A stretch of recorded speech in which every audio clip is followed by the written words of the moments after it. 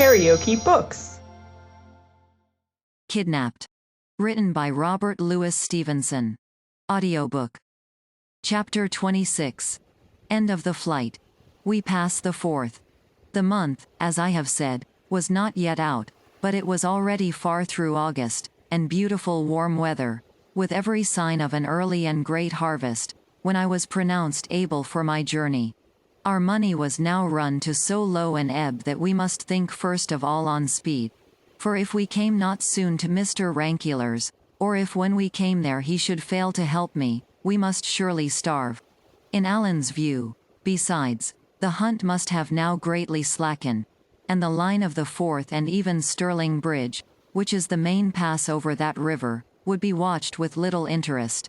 It's a chief principle in military affairs, said he, to go where ye are least expected. Forth is our trouble. Ye ken the saying, Forth bridles the wild Highlandman. Well, if we seek to creep round about the head of that river and come down by Kippen or Balfron, it's just precisely there that they'll be looking to lay hands on us. But if we stave on straight to the Auld Brig of Stirling, I'll lay my sword they let us pass unchallenged. The first night, accordingly, we pushed to the house of a MacLaren in Strathyre, a friend of Duncan's, where we slept the 21st of the month, and whence we set forth again about the fall of night to make another easy stage. The 22nd we lay in a heather bush on the hillside in Uam within view of a herd of deer, the happiest 10 hours of sleep in a fine, breathing sunshine and on bone-dry ground, that I have ever tasted. That night we struck Allen Water, and followed it down, and coming to the edge of the hill saw the whole carse of Stirling underfoot, as flat as a pancake, with the town and castle on a hill in the midst of it, and the moon shining on the links of Forth. Now, said Allen, I kenna if ye care, but you're in your own land again. We passed the Highland line in the first hour, and now if we could but pass yon crooked water, we might cast our bonnets in the air. In Allen Water, near by where it falls into the Forth, we found a little sandy islet, overgrown with burdock, butterbur and the like low plants, that would just cover us if we lay flat. Here it was we made our camp, within plain view of Stirling Castle, whence we could hear the drums beat as some part of the garrison paraded. Shearers worked all day in a field on one side of the river, and we could hear the stones going on the hooks and the voices and even the words of the men talking. It behoved to lie close and keep silent. But the sand of the little isle was sun-warm. The green plants gave us shelter for our heads, we had food and drink in plenty, and to crown all, we were within sight of safety. As soon as the shearers quit their work and the dusk began to fall, we waded ashore and struck for the Bridge of Stirling, keeping to the fields and under the field fences. The bridge is close under the castle hill, an old, high, narrow bridge with pinnacles along the parapet, and you may conceive with how much interest I looked upon it, not only as a place famous in history, but as the very doors of salvation to Allen and myself. The moon was not yet up when we came there. A few lights shone along the front of the fortress, and lower down a few lighted windows in the town. But it was all mighty still, and there seemed to be no guard upon the passage. I was for pushing straight across, but Allen was more wary. It looks quiet, said he, but for all that we'll lie down here cannily behind a dike, and make sure. So we lay for about a quarter of an hour, whiles whispering, whiles lying still and hearing nothing earthly but the washing of the water on the piers. At last there came by an old, hobbling woman with a crutch stick, who first stopped a little, close to where we lay, and bemoaned herself and the long way she had travelled, and then set forth again up the steep spring of the bridge. The woman was so little, and the night still so dark, that we soon lost sight of her, only heard the sound of her steps, and her stick, and a cough that she had by fits, draw slowly farther away. She's bound to be across now, I whispered. Nah, said Allen, her foot still sounds boss upon the bridge. Hollow. And just then, who goes? Cried a voice, and we heard the butt of a musket rattle on the stones. I must suppose the sentry had been sleeping, so that had we tried, We might have passed unseen. But he was awake now, and the chance forfeited. This'll never do, said Alan. This'll never do for us, David. And without another word, he began to crawl away through the fields. And a little after, being well out of eyeshot, got to his feet again, and struck along a road that led to the eastward. I could not conceive what he was doing. And indeed I was so sharply cut by the disappointment, that I was little likely to be pleased with anything. A moment back and I had seen myself knocking at Mr. Rankeillor's door to claim my inheritance, like a hero in a ballad. And here was I back again, a wandering, hunted blackguard, on the wrong side of Forth. Well, said I. Well, said Alan, what would ye have? They're none such fools as I took them for. We have still the Forth to pass, Davy. Weary fall the rains that fed and the hillsides that guided it. And why go east? Said I. Oh, just upon the chance, said he. If we canny pass the river, we'll have to see what we can do for the Firth. There are fords upon the river, and none upon the Firth, said I. To be sure there are fords, and a bridge forby, quoth Alan. And of what service, when they are watched? Well, said I, but a river can be swum. By them that have the skill of it, returned he. But I have yet to hear that either you or me is much of a hand at that exercise, and for my own part, I swim like a stone.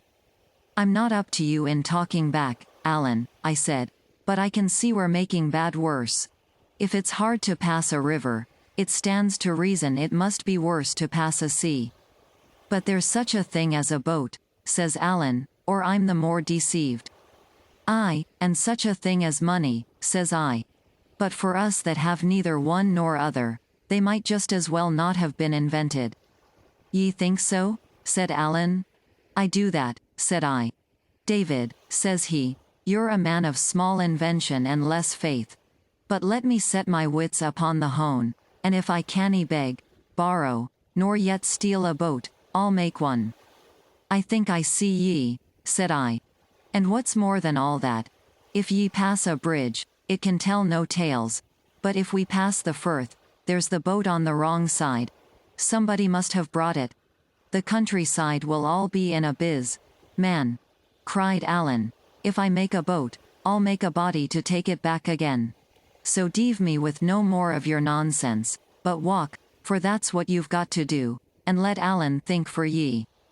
All night, then, we walked through the north side of the Carse under the high line of the Ochil Mountains, and by Alloa and Clackmannan and Culross, all of which we avoided, and about 10 in the morning, mighty hungry and tired, came to the little clachan of Limekilns.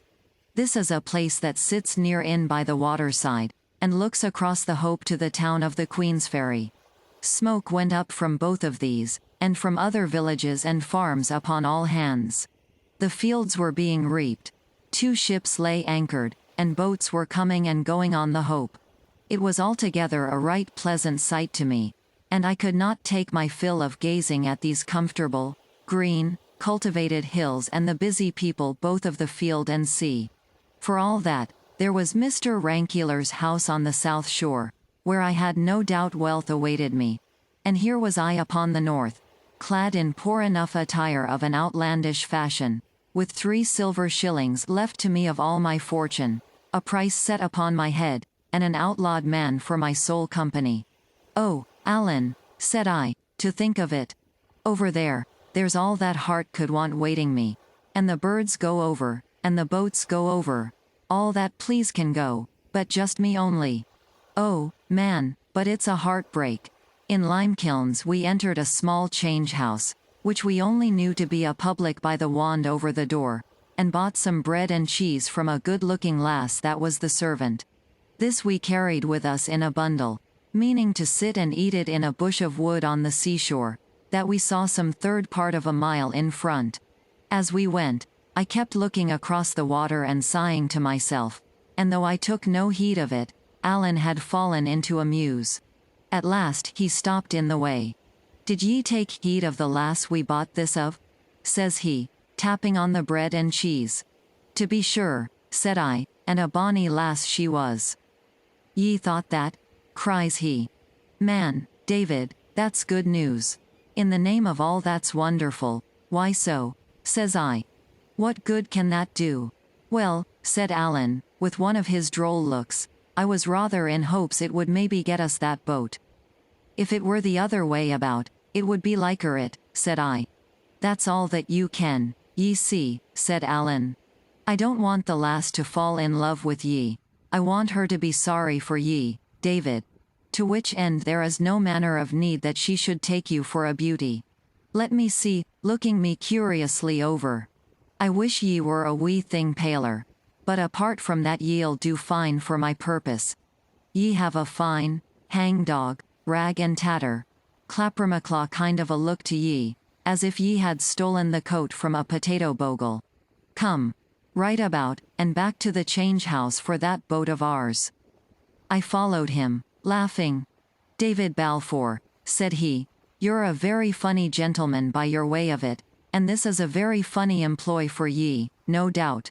For all that, if ye have any affection for my neck, to say nothing of your own, ye will perhaps be kind enough to take this matter responsibly. I am going to do a bit of play acting, the bottom ground of which is just exactly as serious as the gallows for the pair of us. So bear it, if ye please, in mind, and conduct yourself according. Well, well, said I, have it as you will.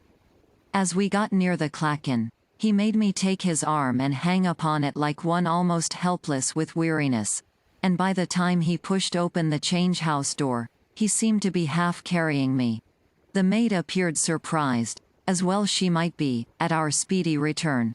But Alan had no words to spare for her in explanation, helped me to a chair, called for a tass of brandy with which he fed me in little sips, and then breaking up the bread and cheese helped me to eat it like a nursery lass.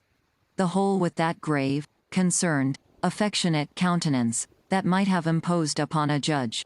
It was small wonder if the maid were taken with the picture we presented, of a poor, sick, overwrought lad and his most tender comrade. She drew quite near, and stood leaning with her back on the next table. What's like wrong with him? Said she at last. Alan turned upon her, to my great wonder, with a kind of fury. Wrong? Cries he.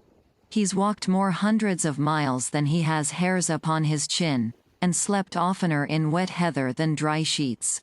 Wrong, quo, she. Wrong enough, I would think. Wrong, indeed, and he kept grumbling to himself as he fed me, like a man ill-pleased. He's young for the like of that, said the maid. O'er young, said Alan, with his back to her. He would be better riding, says she. And where could I get a horse to him? Cried Alan, turning on her with the same appearance of fury. Would ye have me steal? I thought this roughness would have sent her off in dudgeon, as indeed it closed her mouth for the time. But my companion knew very well what he was doing, and for as simple as he was in some things of life, had a great fund of roguishness in such affairs as these. Ye needna tell me, she said at last, you're gentry. Well, said Alan, softened a little, I believe against his will, by this artless comment, and suppose we were? Did ever you hear that gentries put money in folks' pockets? She sighed at this, as if she were herself some disinherited great lady. No, says she, that's true indeed. I was all this while chafing at the part one played, and sitting tongue-tied between shame and merriment. But somehow at this I could hold in no longer, and bade Alan let me be, for I was better already. My voice stuck in my throat, for I ever hated to take part in lies, but my very embarrassment helped on the plot, for the last no doubt set down my husky voice to sickness and fatigue. Has he nae friends? Said she, in a tearful voice. That has he so, cried Alan, if we could but win to them. Friends and rich friends, beds to lie in, food to eat, doctors to see to him, and here he must tramp in the dubs and sleep in the heather like a beggarman. And why that? Says the lass. My dear, said Alan, I cannae very safely say, but I'll tell ye what I'll do instead, says he, I'll whistle ye a bit tune. And with that he leaned pretty far over the table, and in a mere breath of a whistle, but with a wonderful pretty sentiment, gave her a few bars of "Charlie is my darling." "Wheesht," says she, and looked over her shoulder to the door. "That's it," said Alan. "And him so young," cries the lass. "He's old enough to," and Alan struck his forefinger on the back part of his neck, meaning that I was old enough to lose my head. "It would be a black shame," she cried, flushing high. "It's what will be, though," said Alan, "unless we manage the better." At this the lass turned and ran out of that part of the house, leaving us alone together. Alan in high good humour at the furthering of his schemes, and I in bitter dudgeon at being called a Jacobite and treated like a child. "Alan," I cried, "I can stand no more of this." "Ye'll have to sit it then, Davy," said he. "For if ye upset the pot now, ye may scrape your own life out of the fire, but Alan Breck is a dead man." This was so true that I could only groan, and even my groan served Alan's purpose, for it was overheard by the lass as she came flying in again with a dish of white puddings and a bottle of strong ale. "Poor lamb," says she, and had no sooner set the meat before us, than she touched me on the shoulder with a little friendly touch, as much as to bid me cheer up. Then she told us to falta, and there would be no more to pay, for the inn was her own, or at least her father's, and he was gone for the day to Pittencrieff. We waited for no second bidding, for bread and cheese is but cold comfort and the puddings smelt excellently well. And while we sat and ate, she took up that same place by the next table, looking on, and thinking, and frowning to herself, and drawing the string of her apron through her hand. "I'm thinking ye have rather a long tongue," she said at last to Alan. "Aye," said Alan, "but ye see I ken the folk I speak to." "I would never betray ye," said she, "if ye mean that." "No," said he, "you're not that kind. But I'll tell ye what ye would do, ye would help." "I couldn't," said she, shaking her head. "Naw, I couldn't." "No," said he, "but if ye could." She answered him nothing. "Look here, my lass," said Alan, "there are boats in the kingdom of Fife, for I saw two, no less, upon the beach, as I came in by your town's end. Now if we could have the use of a boat to pass under cloud of night into Lothian, and some secret, decent kind of a man to bring that boat back again and keep his counsel, there would be 2 souls saved, mine to all likelihood, his to a dead surety. If we lack that boat, we have but 3 shillings left in this wide world.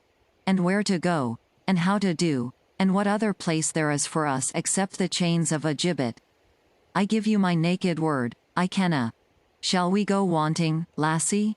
Are ye to lie in your warm bed and think upon us, when the wind gowls in the chimney and the rain tirls on the roof?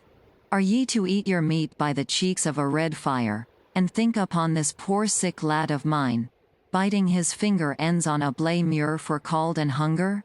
Sick or sound, he must aye be moving.